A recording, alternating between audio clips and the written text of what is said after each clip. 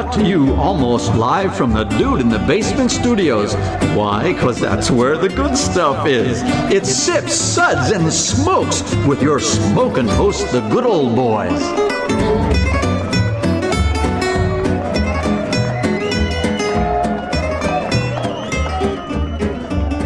This is Sips, Suds, and Smokes.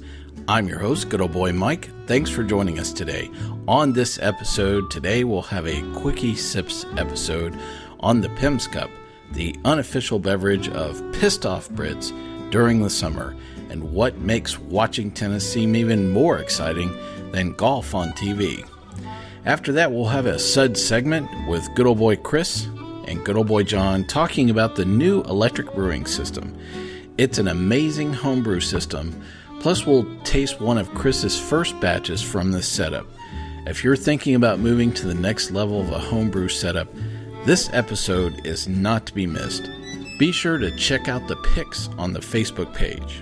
Speaking of which, you should drop by our Facebook page and definitely follow us on Twitter for our daily tasting notes of nearly all the stuff we get to try, most of which never even makes it to the show.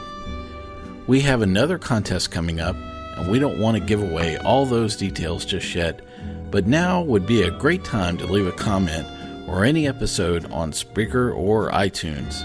Even if you want to tell us we did not make enough Lawnmower Beer episodes, or that good old boy Mike is so annoying every time he says or you could choose to even tell us what you like. That would really be fine. That new contest is coming very soon. Well, now on to that sip segment on the Pimm's Cup.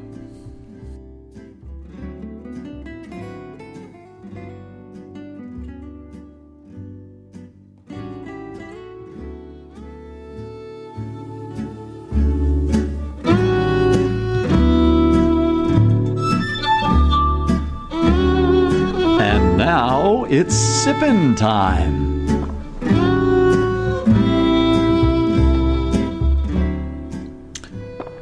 Oh, the music of Wimbledon, shattered by the screeching girls hitting a fuzzy ball across the net.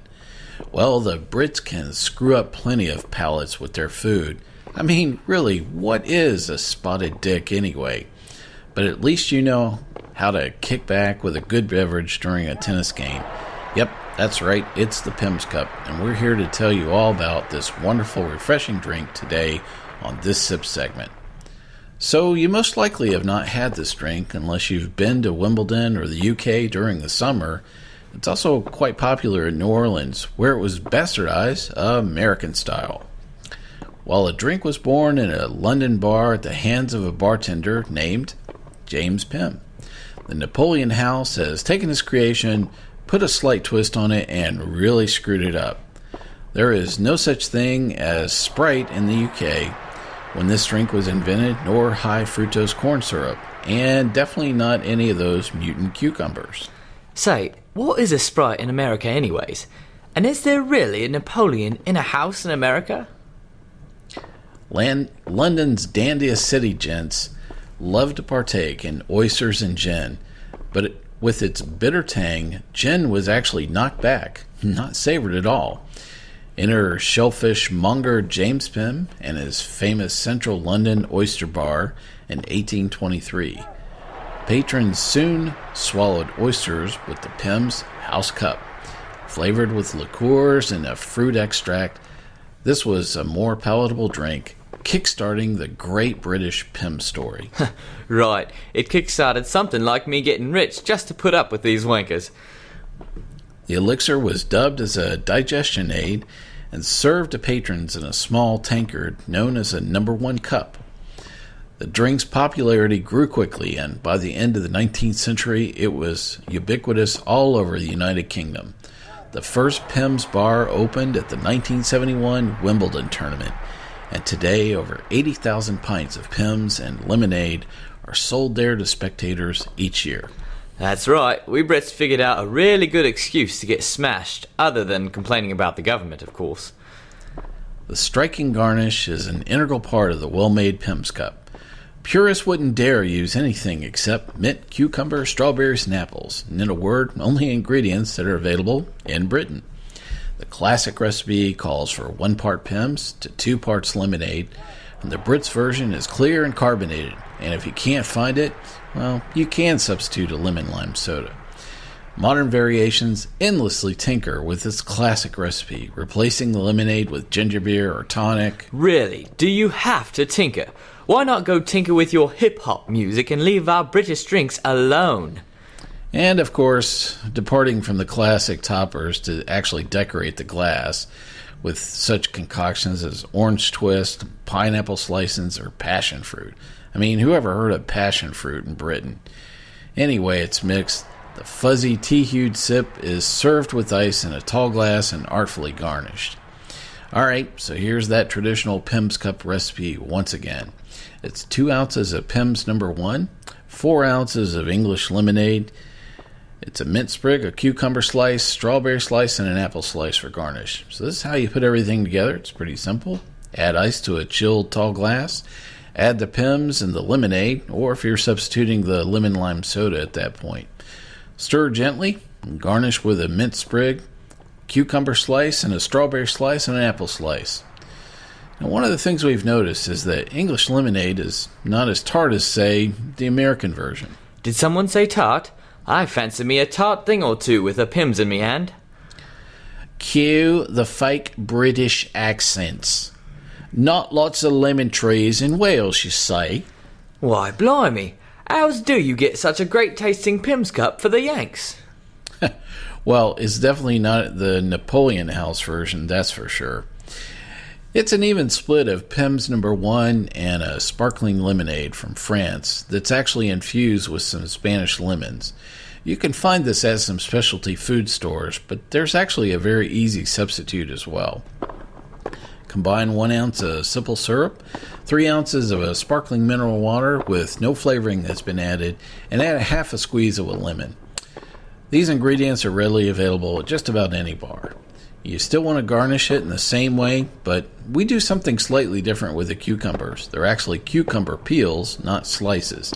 It kicks up the cucumber and makes for a rather decorative garnish as well.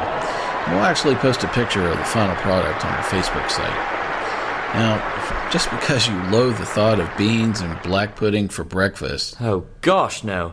If we had some of those great French pastries, there would be no beans on my breakfast plate. Well, be sure don't to miss this wonderful beverage. Even if you're not a gin lover, you'll probably enjoy this beverage all the same. Cheerio for now, and enjoy your Pimm's. Oh my, that ball was actually on the line. Oh, the drama of tennis. Looking to a mum for comfort during this trying competition. Please pass the strawberries and cream. How extraordinary. These people can bounce a ball that fast on a grass lawn. Just extraordinary. Oh, Wendell, please check to see if they have some more Pimm's by the picture for Mummy.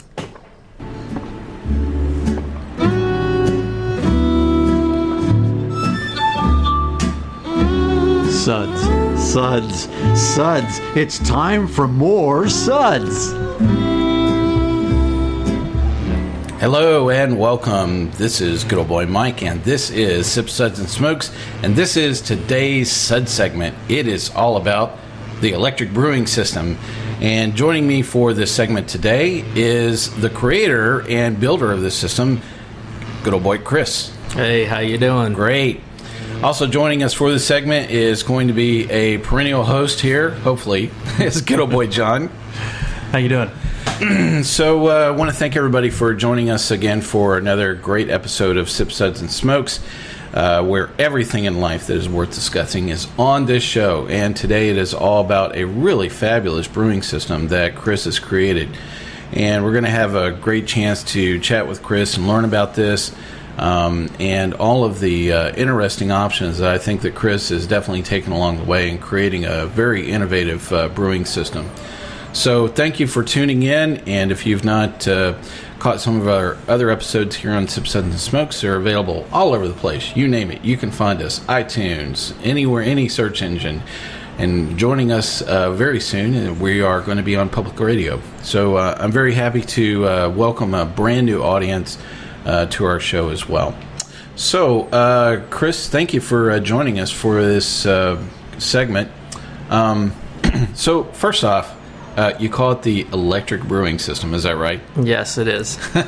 So I think probably the tip-off of that is it's all electric. Yes, it's all electric system. So tell our audience a little bit about the full setup that you have we're going to talk about today. It's a 20-gallon setup. So the kettles, it's basically you have a boil kettle that's 20 gallons. The mash tun is 20 gallons, as well as the hot liquor tank. It uses a Herms-based recirculation system, and basically for recirculating the wort and maintaining the temperatures throughout your mash, which is typical for all grain brewing. The big difference from a setup like what I've built and most brewing systems is that you can use my system to brew year-round.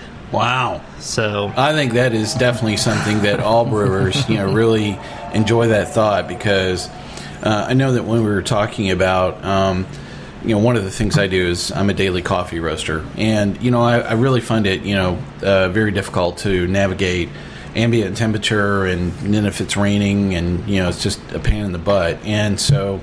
I can't begin to tell you what I have rigged up, just to roast coffee. I mean, there's venting systems, and then there is this concoction of, ductwork that I've created just to roast like 1 cup of coffee beans every day, And for those of you that have not roasted coffee, I will tell you, the best way I can describe the experience is taking a bag of microwave popcorn, set your microwave on about 30 minutes, and just burn the crap out of it, because it's going to smell the same as roasting coffee. And so I really have a sense of appreciation for when you have the ability of doing things year round. And so when you walked into it, was that one of the intended goals, is you're actually setting something that you'll be able to do year round, or that was just kind of a byproduct? That was a byproduct. I was really more interested in the challenge of doing it.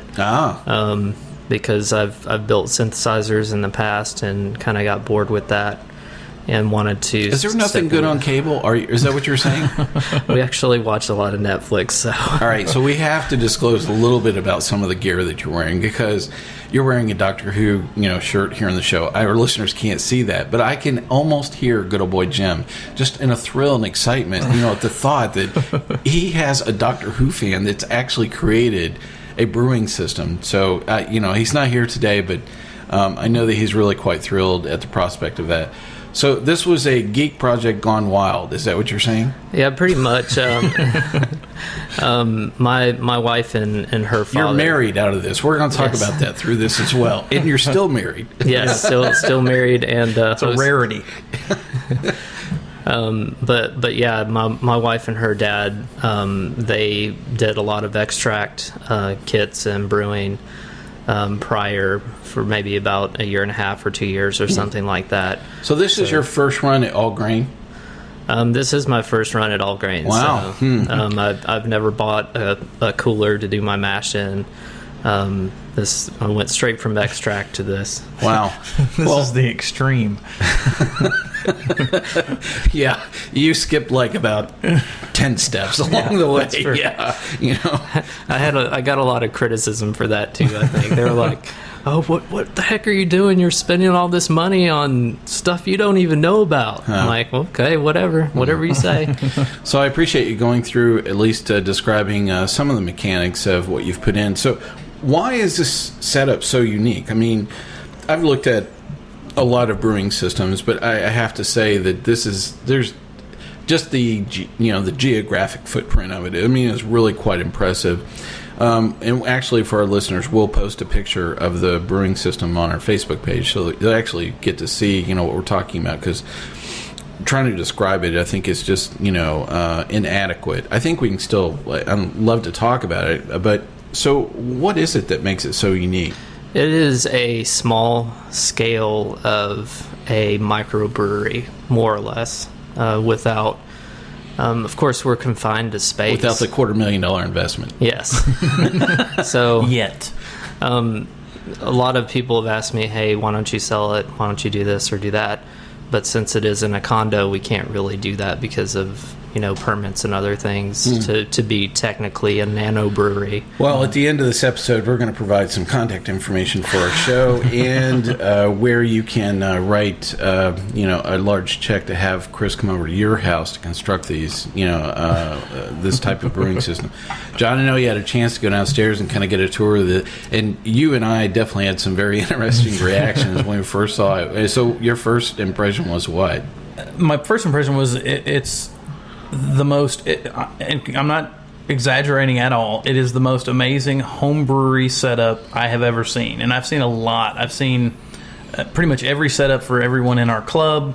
I have seen a very similar electric brewery setup by a member in our club, but it has nothing on the way this one's set up.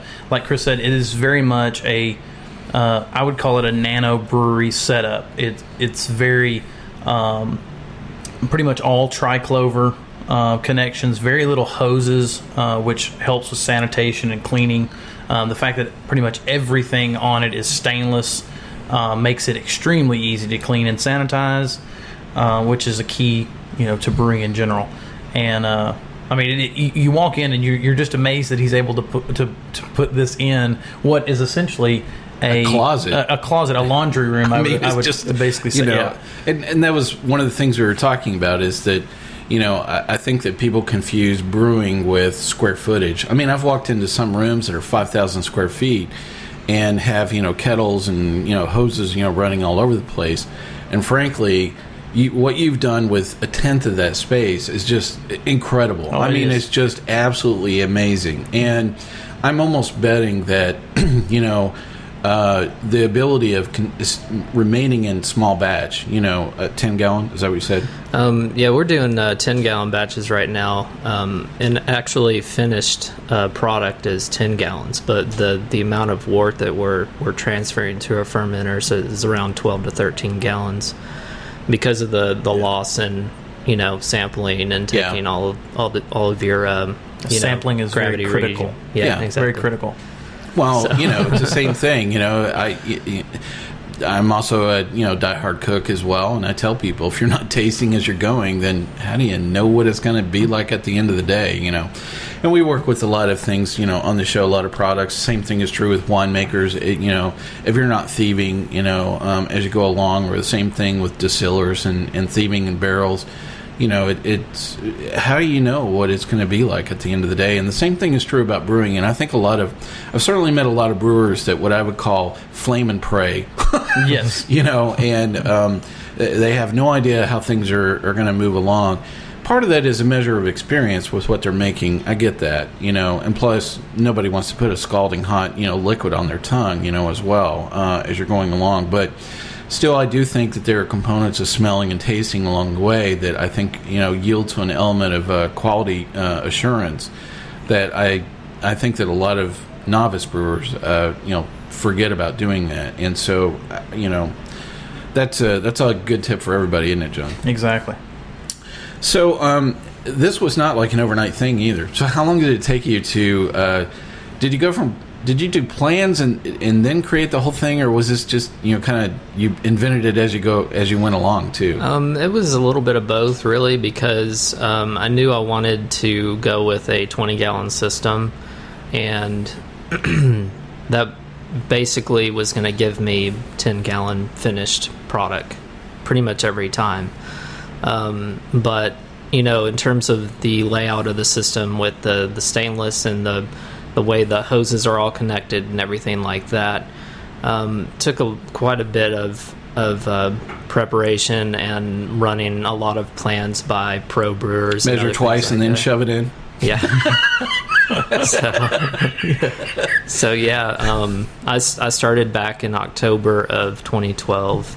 Was when I ordered my kettles, which are actually the plans are developed in Portland, Oregon, and then the plans are sent to China, and then the Chinese make the kettles to your spec, and then it's sent back. So those are custom kettles. Those are not custom. Like you just didn't go down to the brewer supply house and pick those up? No, I waited from October to about mid-February of 2013 before I saw anything. John, are you up for waiting that long? No, I can't. I can't wait that long. Beer's too good. Yeah, I mean, that's just off the hook that somebody would go to the trouble to actually get custom-made kettles. I mean, especially without having like prior experience with different kettles. You know what I mean? The fact that you've only been brewing for max a year and a half to 2 years. Usually, somebody the traditional setup is you buy a turkey fryer, and you start there, and you maybe move up to a stainless steel kettle that's slightly larger. Then there's you buy usually a fire in between. There usually is. There's a fire and then there's divorce, then there's bankruptcy, and then you move on to really brewing beer. You've skipped all those steps, man. Yeah, exactly. Well, after the initial water test was kind of the moment of truth, and I can remember how extremely nervous I was, almost shaking, when I turned on the brewery panel, because I thought something was going to blow up. Yeah. So, all right. Well, I don't know who your homeowner's insurance is with, but we won't let that carrier know where you live or that policy number, 'cause I'm sure they'll cancel that bad boy pretty fast. So certainly that took a lot of patience, over that period of time, and you learned an awful lot about manufacturing, products, along the way as well, and even doing it in a foreign country. Mm-hmm. So, I mean, it's just quite extraordinary. So don't try this at home, folks. Reach out to Chris. Just have him, leverage the experience he's already had. Brewery builder for hire. There you go. I like that. I do consult people now. Another first here on Sips, Suds, and Smokes. So, there's definitely some issues, that you probably had, and, lessons learned that you had. And, I mean, you're at least having a moment of celebration right now, and being able to brew year round in this thing. But what did you learn kind of along the way about doing this, Chris? A lot of the challenges that I ran into were more along the lines of plumbing and the actual getting the temperatures correct and really dialing in your system. And that's pretty typical, isn't it, John? Exactly, it is. Very typical for even for any homebrew setup is to learn the system and learn kind of what you can mess with and what you can't. Well, and the difference is usually the intensity of the propane and the amount of heat that they're applying, and usually that is like pull it away, push it back, pull it away, push it back. It is. It's a lot of trial and error. Let me turn the propane valve a little bit better. You have a lot more control in an electric system, don't you? Yeah, the big benefit to the electric system is that the heating elements, which are actually like water heater type heating elements, the ones that I have are 5,500 watts each, and that really allows me to heat up water pretty quickly. But not overshoot temperatures, because the heating elements are controlled by PID controllers, which doesn't overshoot anything and really just holds the temperatures pretty steady. Well, that's definitely what you need right there, is the ability of having temperature control for sure. Very much so. Well, so. So there's a term when you're brewing is at the end is the flame out. So what do you call it when you're on an all electric system? I guess technically you still call it flame out, but it's more of a it's a kind of an oxymoron because there's no flame. But it's you definitely can't call it flame out. You'll have to come up with a new term for us, then, Chris. Knockout. I like knockout. That. I like that. That'll work. Knockout. I think I've heard that at the commercial level. I think they call it knockout a lot of times. Well, okay, I'll have to call it that then, I guess. Chris just calls it when it's done, when it's finished. Well, there's something I know that probably doesn't work so well in this setup. So what are some of the cons that you've learned about it that you're just like, wow, that just sucks? Even though John said stainless is easy to clean, it's a pain in the ass to clean. I agree. I think that sucks. Trying to scrub, stainless steel is just definitely does not work, especially if anything's burnt on it, right? Yeah. And I think the quantity of fittings and not including the hoses, but all of the gaskets and all the valves, everything involved. Once you tear it apart, you really have to clean everything really well. So that means taking apart your valves. Well, that'll fade with time. What I'm hearing here though is a man who's never had to clean all those hoses, and the connections with hoses and whatnot. And me having a very rudimentary setup that I have a single tier system that's all propane, and it's mostly silicone, high temp silicone hose. Cleaning those is much more difficult, I think, than being able to. For me, at least, what I would do if I had Chris's setup and I was cleaning it is everything would be broken down. I would throw everything into a big pot and boil it, maybe with some PBW or some sort of stainless cleaner, and then pull everything out after that, and then you scrub piece by piece. But there are more pieces in your system, I would say, than my setup. But I would feel more comfortable after the fact with the sanitation and the cleaning that was done in the stainless than I do with my hoses and whatnot. Interesting that you say that too, because one of the big benefits to the plumbing in my system is that you can do a clean in place, which means that Wow, that is pretty incredible. I don't think I've heard of that. Even in a commercial setup. So the clean in place really allows you to, heat up, water, and then, add some PBW to that, and then recirculate that water back through the valves and everything, your hoses, lines, and basically do that several times, over the course of 20, 30 minutes, and then you're done. You drain the system. What a cool setup. Oh my God, you really have thought about, not just making the beer, but keeping the equipment, in some functional condition, as well. That's just amazing, Chris. Really incredible. Well, I think one of the challenges John and I would have for you is you should create a spreadsheet about, your cleaning schedule, and you're going to see these high measures of aspirations, and then it's like, crap, I don't need to clean that. Yeah. I can imagine very early on in the process it would be completely taking it apart, cleaning everything thoroughly, and then eventually it's like, clean in place, let's just turn that sucker on and boil the water. And I have like this scene playing in my head, from a movie where... I forgot the name of that movie where the guy's cleaning his gun in the head, and he's sitting there rubbing his gun and talking to it. Do you do the same thing with your valves?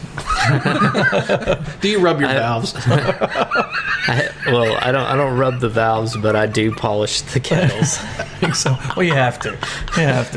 Don't polish the kettle too often. Exactly. We might go blind. All exactly. Right, all right. So I think one of the interesting things most people ask is how much. I mean, definitely with everything we've talked about. So, when you told me the figure, I was very close, to guessing about at least how much capital you had in equipment. There's a lot of time involved as well. So definitely with the setup that you have, about what kind of price range are you in? Right now, at least $10,000. Wow. Yeah. So. But it's not your starter setup, typically. What's a turkey baster run about? $120 plus let's say your turkey fryer with propane stand is probably in the range of $60. Well, then there's usually the proverbial fire on the deck. So you got to spend $5,000 to replace all the wood. The divorce lawyer is probably going to run you about $15,000. So you're saving money in the long run. I agree. It's some women figure out how to save money with shoes. I'm helping you with a grand moment of rationale where you can actually move down to the point of just buying the right brewing system from the get-go, avoid burning the deck, the divorce case, and go right to the point where you'll be actually brewing great beer. So, and it typically costs about a quarter more than you initially estimated. Yeah. Because once you figure in your electrician and any other costs that are just not even accounted for until you start doing it, like the actual room build out costs quite a bit of money. So did you execute a prenup before you started building the brewing system? No. Well, maybe we should have suggested that. Yeah. So, do you have future plans about other changes that you want to make to the setup? We took a tour recently. We took a vacation in the UK. We went to the Isle of Jersey for a few days, and we went to that this. Sounds like a lot of fun, definitely. Yeah, we went to this brewery called the Liberation Brewery, and I've had a lot of beers, and the beer that I tasted there, this guy has won gold in the International Cask Ale award category. But his beer was I have like phenomenal. the scene in my head playing with like 5 guys from Scotland sitting around going, "Whoa, laddie, what do you think of that brew there? You know, oh, drop it in the cask a little bit harder there. You know, so it's a little bit bigger than that. You're saying? Yeah, I mean, we like went the Philadelphia Beer Authority. we went to several pubs there, and I was not impressed with most of the English beer. Wow, there's a shocker that, you know, you would say that would suck. You know? But their food sucks, their beer sucks, their politics suck. but they have Doctor Who, so I can't complain. Right? They made up for it, at least with some effective, good BBC programming for 40 years. Yes, I agree. Couldn't come up with another original series. Yeah. So after going to the brewery and taking the tour, trying his Liberation Ale, which was phenomenal. I came back from that and maintained kind of a relationship with the head brewer, and he has a very large brewery. I mean, they are cranking out, I don't know how many kegs of beer a day. But so did you walk away with some yeast?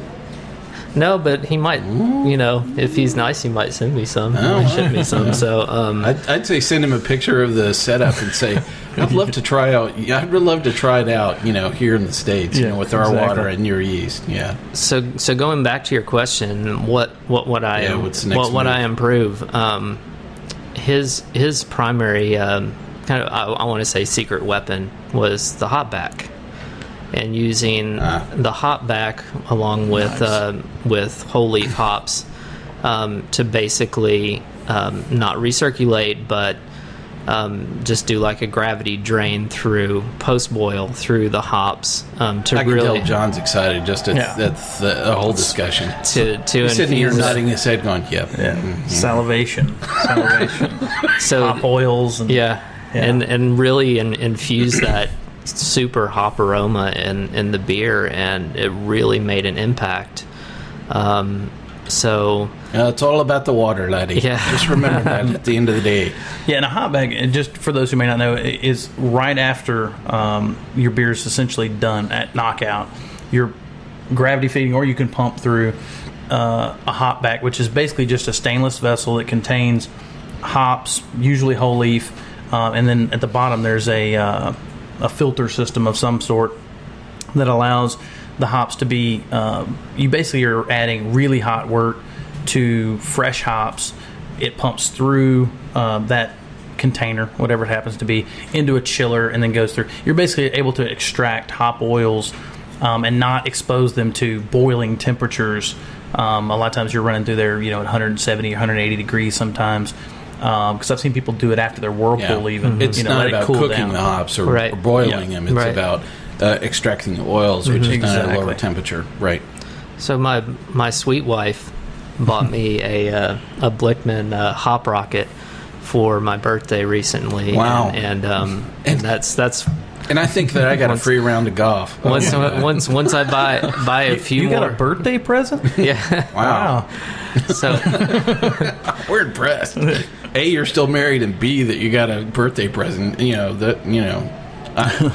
I'm glad that your future plans don't include Wife 2.0, and that sounds like a real keeper, in the hollows of beer for sure. Exactly. All right, so one of the things that we've enjoyed here is actually having some beer that you've made in this setup, and we're not going to rate it today because I think A, that would be unkind, and I'd much rather just tell people So this was actually the first beer that you made batch in this. It's is. What did you say that this was? It's an American lager. American lager. More or less a Bud Light. So. We don't use those terms on this show. I'm sorry, wrong button there. Don't say the word InBev.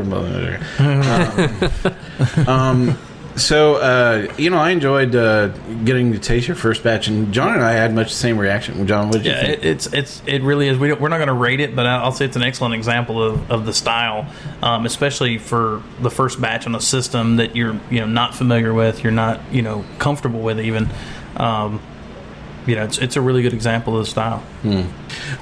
Well, I enjoyed certainly you sharing the beer with us as well, and I think one of the things that I always like in seeing things at this moment are people right at the very front edge of really becoming very good at doing something over a long period of time. I've been able to talk with micro roasters, like right at the very beginning when they're kind of moving from roasting in small batches and kind of doing it on a bigger scale, but also same thing is true with winemakers. And I really feel privileged to be able to actually taste one of your batches at this point. Love to come back around and taste more beer that you're brewing a year from now on like batch 50. And you've pissed off all your neighbors because their entire neighborhood smells like Ward as well, but they'll have to get over that. Yeah. So, what's your next beer that you're going to make in your brewing system? Well, it's funny that you say that because you're making something today, too, right? Yeah. There is a ginger wheat beer that we're making today. So, okay. Good summer beer. Summer beer. Well, a week ago we finished brewing a Belgian triple. So it's actually in the fermenter, and we'll have two beers, 2 big batches in the fermenters. Well, we need to get off the mics and definitely start drinking, right, John? Exactly. All right. Well, I definitely want to thank Chris for sharing with us all about the Electric Brewing System here on Sips, Suds, and Smokes. John, you had a good time? Absolutely. Just want to get downstairs and drink more beer for sure. So thanks for those of you joining us for this episode. Chris, thank you so much for your time. Hopefully you had a good time here on the show. Thanks for coming. We definitely look forward to coming back and enjoying more beer out of the Electric Brewing System. If you've definitely would like to get in touch with Chris or hear more about Sips, Suds, and Smokes, you can contact us by email at sipssudsandsmokes@gmail.com. We're on Facebook. You can find us on there. Leave us a message. We'll definitely funnel anything off to Chris. And you can circle back around with him for plans or other comments about the Electric Brewing System. So thank you so much for joining us. This is good old boy Mike. I'm going to ask you to keep on sipping.